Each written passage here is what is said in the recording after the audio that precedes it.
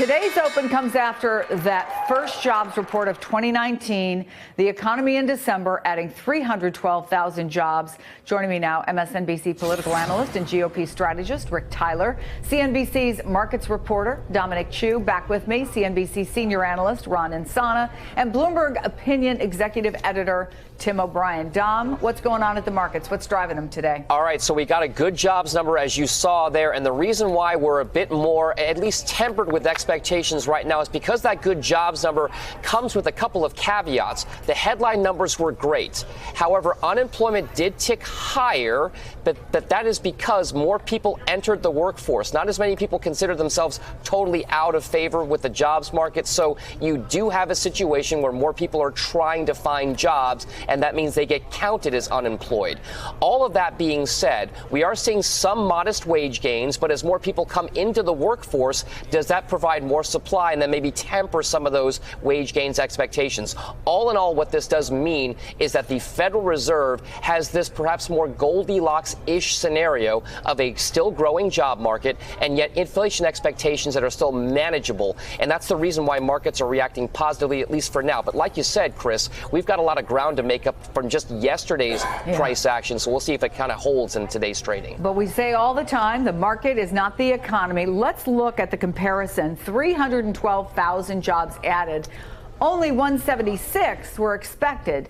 And 3.9% unemployment rate. Dom mentioned the big jump in wages. They're more than 3% up from the year before, up 0.4% from the month before. So, Ron, what does all of this say about the state of our economy? Well, it's good current news. So the markets have been more concerned about the future. And employment, not to be a downer on this, is a lagging indicator. It is a coincident indicator at best. So future indicators like the manufacturing numbers that we got yesterday were far weaker than expected. What we're seeing out of China and the rest of the globe is a pronounced slowdown.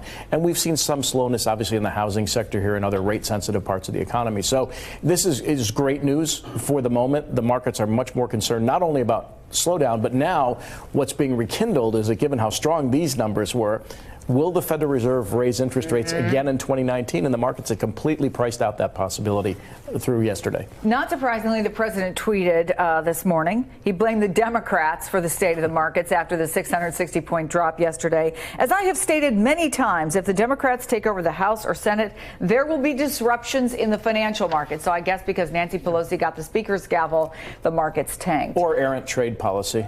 Yeah. We won the Senate. They won the House. Things will settle down. They only want to impeach me because they know they can't win in 2020. Too much success. Now, remember, the president previously opted to tie himself to the markets. Remember, he called it the Trump bump.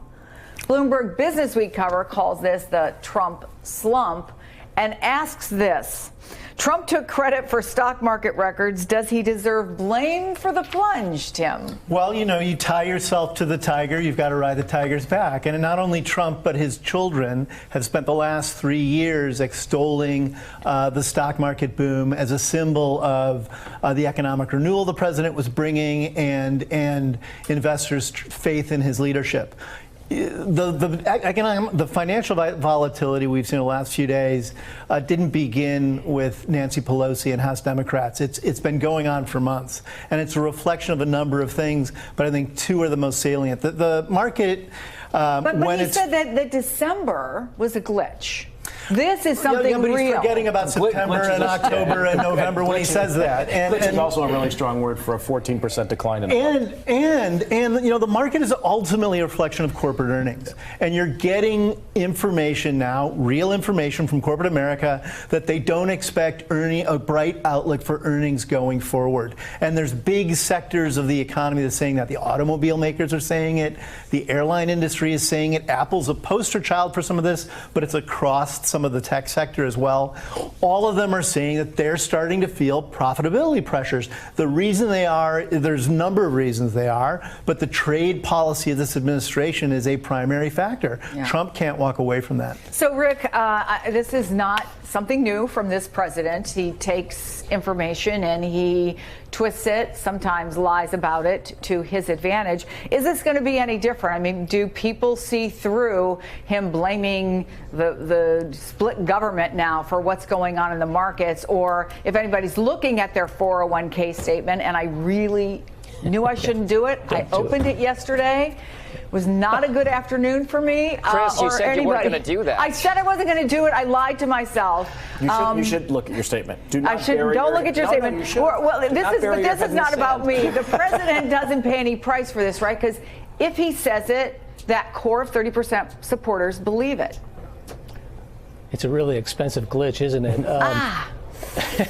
Look, politicians taking credit or blaming others for the stock market is not new. But Donald Trump politically, and look, I take little, I don't look at the president's proclamations or any politicians about the economy, because the economy is so enormous and it's driven by so many factors that are really outside of political decision making. The best I believe government can do is to get out of the way and let the market be the market, and we'll be ahead. Now, I know a lot of people don't like that Yeah, attitude. Ron's shaking his head, but go ahead. But I do think I think that freedom is the way to go. Let's support freedom. But politically speaking, he's tied himself so close to the market's performance, and for a long time the market ignored all his proclamations. Now all of a sudden they are, because you do have a tightening labor market. It is extraordinary. You have 312,000 jobs with such low unemployment. That really is unexpected, because you're getting to the point where there's just not a lot of people left to fill the jobs that are open. But we're going to shut off the borders and all those jobs that cannot. We don't have time. I'm going to get in so much trouble those people. for keeping this going. But it's so interesting. I'll let you finish your thought, and then we'll say goodbye on this one, Rick. No, I think it's interesting that we actually need more people to come into the market to fulfill the labor shortages that we have. But presidents don't control the markets, and politicians don't, and so they should just let the market be the market and just stay out of it and start trying to market manage it. I know. We can't. Let me just say, policy matters. It's not that they control it. Policy matters. Policy No matters. doubt. Yeah, No doubt. okay.